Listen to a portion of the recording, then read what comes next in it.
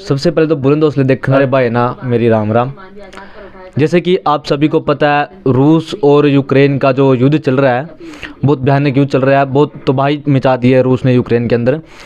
और वहाँ पर जो हमारे भारतीय छात्र नागरिक फंसे हुए थे, इंडिया की एम्बेसी जो सरकार है एक संस्था के द्वारा उनको निकाल रही है। एक छात्र यूक्रेन से अभी आया है कल ही, तो हम जो ताज़ा हालत है, कल ही भाई यूक्रेन से आया, तो उसके बारे में पूछेंगे क्या जो यूक्रेन में हालत हो रही है, बम बारूद गिर रहे हैं, इनके जो जहाँ पर ये रहते थे क्या वहाँ पर भी ऐसे ही हालत है। तो सबसे पहले भाई हमारे चैनल को राम राम कर देगा। तो राम राम जी। राम राम अंकल जी। राम राम। राम राम जी। राम राम जी। राम। जैसे कि न्यूज़ चैनलों में दिखाया जा रहा है, रूस ने यूक्रेन पर हमला किया हुआ है, जी बिल्कुल। तो उसके अंदर जो हालात हो रहे हैं बहुत बुरे, मतलब हालात हो रहे हैं। जी हाँ, बहुत बुरे हैं इस टाइम। आप कौन से शहर में रहते थे यूक्रेन के? मैं उजग्रोद शहर में था। यूक्रेन शहर में वहाँ पर कितने कैसे हालात हैं? वहाँ पे हालात इस टाइम तो सामान्य हैं, तो जो उसके साथ में लगता हुआ शहर है तो वहाँ पे हालत थोड़े ख़राब हैं। उससे जो 100-150 किलोमीटर दूर है शहर, उसका नाम है लवीव। वहाँ पे बहुत ज़्यादा बम्बिंग हुई है और बहुत भारी नुकसान हुआ है। एयरपोर्ट को भी उड़ा दिया गया। ज़्यादातर मेन ठिकाना है जो एयरपोर्टों को निशाना बनाया गया है, और जो मतलब सिविलियन की तरफ थोड़ी कम की है बम्बिंग। ओके। जैसे कि आप यूक्रेन से अभी भारत आए हो, जो आपके यूक्रेन से भारत का जो आने का जो जैसे आए हो, किस तरीके से आपको वहाँ से निकाला गया है, क्या स्थिति आपको बीच में आई है, क्या कठिनाई आई है, आपको कहाँ पर रखा गया था? जी, एक्चुअली क्या बात है कि मतलब जो मेरी सिटी है वो बॉर्डर पे है, तो मैंने बॉर्डर क्रॉस किया था यूक्रेन से स्लोवाकिया। तो वहाँ से 6 किलोमीटर लंबा बॉर्डर है। वहाँ पे बहुत ज़्यादा ओवर क्राउडेड है, मतलब सभी भाग रहे हैं वहाँ से यूक्रेन से। एक्चुअली यूक्रेनियन भी भाग रहे हैं, सभी नेशनलिटी के लोग भाग रहे हैं वहाँ से। तो इस भागने के करके मतलब 5-6 किलोमीटर लंबी लाइनें लगी हुई हैं वहाँ, तो बहुत ज़्यादा दिक्कत हो रही है। वहाँ पे लोग 4-4, 5-5 दिन से फंसे हुए हैं, तो बॉर्डर क्रॉस नहीं कर पा रहे हैं। उनमें बच्चे भी हैं, छोटे औरतें भी हैं, और मतलब सभी हैं, तो उसमें बहुत ज़्यादा दिक्कत हो रही है। जैसे कि अभी आपने बताया कि आपका बॉर्डर पास में था जहाँ पर रहते थे, तो आपको ज़्यादा दिक्कत नहीं आई बॉर्डर तक जाने में? जैसे कि खबरों में दिखाया जा रहा है जितने भी भारतीय अगर बॉर्डर तक आते हैं उनको पैदल यात्रा करनी पड़ रही है, कोई उनको गाड़ी नहीं मिल रही, ऐसा सच्चाई है? जी, मैंने भी पैदल यात्रा करके बॉर्डर क्रॉस किया है, पर यह है कि मतलब 5-6 किलोमीटर है, जो अगर आप उसको क्रॉस कर लो शांति से तो आपका क्रॉस हो जाएगा। अगर आप थोड़ी जल्दबाजी करोगे तो आपको क्रॉस नहीं करने देंगे। जैसे कि बताया जा रहा है कि जो यूनिवर्सिटियाँ हैं, तो वो जो भारतीय छात्र है वो उनको बोल रही है कि आप अगर इंडिया जाना चाहते हो तो अपनी उससे जाओ, तो हम कोई सपोर्ट नहीं करें आपको। क्या यूक्रेन की जो यूनिवर्सिटी है ऐसा सच में बोल रही है? जी, एक्चुअली इस टाइम तो वो नहीं बोल रही है, उन्होंने बोल दिया कि अपने अपने वापस जा सकते हो इस टाइम। तो जैसे कि आप वहाँ रह रहे थे, वहाँ का खाना पानी बंद हो रहा है, बहुत सारे स्टूडेंटों को खाना नहीं मिल रहा, पानी नहीं मिल रहा, टाइम पे बिजली नहीं आ रही, तो आपके साथ कैसे हालत हुई आपके साथ भी? जी, एक्चुअली जिस दिन फर्स्ट डे स्टार्ट हुआ है तो उस दिन बहुत ज़्यादा इफेक्ट हुआ है। सुपर मार्केट में भीड़ बढ़ गई थी, तो जो भी सामान था मतलब लोग पैनिक में आ गए थे। पैनिक हुए तो वो सारा बल्क में सामान उठाने लगे, तो और जो एटीएम है उसमें से पैसे थे, मतलब 1000 से वहाँ के 1000 से ज़्यादा पैसे निकालने बंद कर दिया एटीएम ने। और जो डॉलर कन्वर्जन वगैरह होती थी, यूरो होती थी, तो उन्होंने लिमिटेड कर दिया, मतलब बिल्कुल $50 और 50 यूरो तक की कन्वर्जन पे वो कर दिया, क्योंकि लोग ब्लैक मार्केटिंग वाला काम करने लग गए। मौके का फ़ायदा सब उठाते हैं। जी जी। जैसे कि युद्ध में सभी सिस्टम बंद हो गए वहाँ पर, आपातकाल लगा हुआ है, तो आपके घर वालों से बात हो जाती थी हर रोज़? जी हाँ, इंटरनेट सब कुछ बिल्कुल सही चल रहा था। इंटरनेट एक भी दिन बंद नहीं हुआ। जो आपके सीनियर थे वहाँ यूक्रेन से, वो आपका फुल सपोर्ट कर रहे थे या फिर नहीं? जी, सीनियर मैं ही हूँ वहाँ पे, मतलब सब सीनियर हो आप? सीनियर आप, तो आपने अपने जूनियर की पूरी हेल्प की है कुछ थोड़ी बहुत? जी हाँ, मैंने हेल्प करी है, जिसको भी मतलब जो भी गाइडेंस चाहिए थी तो मैंने गाइड किया। अच्छा, ओके। अभी आप जैसे कि हालात अगर सही हो गए वहाँ पर युद्ध के लिए, दोबारा आप जाना चाहोगे यहाँ पर?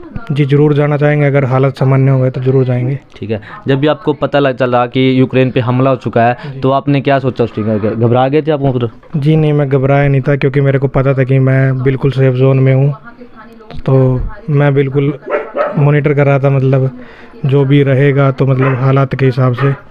तो इंडियन मीडिया कुछ ज़्यादा ही मतलब हाइप कर रहा था वॉर को, पर इतना नहीं था, उसको टाइम लगा होने में। पर इन्होंने 1-1.5 महीने पहले ही शुरू कर दिया था ये बोलना। जैसे कि बताया जा रहा है कि यूक्रेन में जो टैंक है रूस के गलियों में आ चुके हैं, सड़कों पे आ चुके हैं, तो आपके आगे आए हैं कोई टैंक वगैरह देखो? जी एक्चुअली पता क्या बात है, मतलब यूक्रेन 2 साइड में बटा हुआ है, एक वेस्ट है एक ईस्ट। जो ईस्ट साइड है उसमें रशियन आर्मी है इस टाइम, और जो वेस्ट साइड है वहाँ तक अभी तक नहीं पहुँच पाई है, और की भी मतलब अभी तक पूरा नहीं हुआ उनका। Thank you. अभी आप जैसे कि यूक्रेन से आए हो, तो वहाँ पर जो रहने का स्थान था आपका, तो वह कहाँ पर आपको रखा गया था, किस तरीके से आपको वहाँ से लाया गया, कुछ बताओगे भाई? जो जिसके बच्चे गए हुए हैं, जो पेरेंट्स अगर इस वीडियो को देख रहे हैं, तो उनके शांति पड़ जाए कि हाँ हमारा बच्चा वहाँ पर सेफ है। एक्चुअली मैंने बॉर्डर क्रॉस किया, तो जो यूक्रेन की साइड से बॉर्डर क्रॉस किया, फिर वहाँ से स्लोवाकिया में जैसे ही एंटर हुआ, तो एम्बेसी के मैं टच में था, एम्बेसडर थे जो श्री मनोज कुमार थे, तो उन्होंने मतलब हमें पिक किया वहाँ से, तो हमें लेके गए। तो उन्होंने होटल की व्यवस्था की हुई थी, सारा खाना और सब कुछ मतलब देख रेख कर रहे थे। उन्होंने 1% भी कोई दिक्कत नहीं होने दी, मतलब बहुत अच्छा ध्यान रखा बच्चों का, मतलब फुल सपोर्ट किया उन्होंने, मतलब हर तरीके से सपोर्ट किया उन्होंने, कोई दिक्कत नहीं आने दी। और फ़्लाइट का भी मैनेजमेंट एम्बेसी नहीं किया है, सब कुछ हर एक चीज़ एम्बेसी के अंडर कंट्रोल थी। कुछ वीडियो आ रही हैं, बच्चे बोल रहे हैं कि जितना भी अगर होटल का खर्चा आने खर्चा भाई स्टूडेंटों को से लिया जा रहा है। नहीं ऐसा कुछ नहीं है, ये झूठ वाला है। झूठ बोल रहा है जी, सब एम्बेसी कर रही है। सब एम्बेसी कर रही है, हर एक रुपया तक एम्बेसी दे रही है। ओके, जैसे कि बॉर्डर तक आने का खर्चा भी एम्बेसी का था सारा, जो बसें आपको लेने आ रही थी? नहीं वो एम्बेसी का नहीं था, वो आपको खुद आना पड़ेगा। एम्बेसी आपको दूसरे कंट्री के मतलब बॉर्डर से उठाएगी जब आप इमिग्रेशन क्लियर कर लोगे। ओके, तो आपके साथ कितने स्टूडेंट साथ में आए थे? मेरे साथ करीब 180 स्टूडेंट आए हैं। अच्छा, तो यूक्रेन जो वहाँ पर हवाई अड्डे पर कितने अपने भारतीय और फंसे हुए हैं वहाँ पर? हवाई अड्डे एक्चुअली अब काम नहीं कर रहे हैं वहाँ, तो आई थिंक सो खार्किव में और सुमी में और कुछ ईस्टर्न सिटी हैं उसमें बच्चे फंसे हुए हैं। ओके, कितने के वहाँ पर भीड़ है, कितने के ज़बरदस्ती हो रही है बच्चों के साथ? सुनने को मिला था कि वीडियो में आई थी, एक लड़की बोल रही थी कि भारतीयों के साथ पूरा धक्का मुक्की हो रही है वहाँ पर। एक्चुअली वो भीड़ है, भीड़ में नेशनैलिटी कुछ नहीं होता, कि मतलब भीड़ है उसमें धक्का तो होगा ही, पर जब से अपने 4 कैबिनेट मिनिस्टर आए हैं तो प्रोसेस बहुत ज़्यादा स्मूथ हो गया है, और बहुत ही जल्दी बच्चों को लाया जा रहा है। आज भी बहुत सारी फ़्लाइटें आई हैं, तो अभी शायद 2 या 3 हज़ार बच्चे रह चुके हैं, उनको भी बहुत जल्द ले आया जाएगा। ओके, जो बच्चे फंसे हुए हैं तो उनके लिए जो ऑपरेशन चल रहा है, तो इनकी संभावना है कि वो पूरे अच्छे तरीके से वो घर पर आ जाएंगे? जी बिल्कुल, बहुत अच्छा काम कर रही है गवर्नमेंट। जो पीएम मोदी जी हैं, बहुत अच्छा काम किया उन्होंने। आज तक किसी गवर्नमेंट ने इतना स्मूथली काम नहीं किया, इतना फास्टेस्ट, क्योंकि अराउंड 20,000 बच्चे थे, तो उन्होंने मतलब बहुत ही कम टाइम में और इतने बच्चों को ले आना बहुत बड़ी बात है ये। इनकी हमें गर्व है, हम भारतीय हैं। जी बिल्कुल। जैसे कि अभी आपने सुना भाई से कि जो यूक्रेन से आए कि वहाँ पर कैसे हालत है, जो भारतीय अभी फंसे हुए हैं वो आ रहे हैं। जो भी पेरेंट्स वीडियो को देख रहे हैं, कृपया बच्चे के बारे में ज़्यादा ना सोचें कि वो अपने जल्दी वापसी आ जाएंगे, जो भी फंसे हुए हैं। जैसे कि अब भाई के माता पिताजी से बात करते हैं कि उनको कब पता लगा वहाँ पर युद्ध हो रहा था, क्या सीन उनको अभी सोच रहे हैं कि अभी बच्चा उनका वापसी आ चुका था। तो अंकल जी, जैसे कि अब आपको पता लगा रूस ने यूक्रेन पर हमला कर दिया है, तो आपको क्या लगा कि उसके बारे में? युद्ध की आशंका के बारे में तो चर्चा लगभग 1 महीने से चल रही थी, और परंतु हमने तो अपने बच्चे की पहले टिकट करवा दी थी 25 तारीख के लिए। 25 तारीख को उसने आना था तुर्किश एयरलाइन से, परंतु 24 तारीख को युद्ध शुरू हो गया, इस वजह से वो उड़ानें कैंसिल होगी।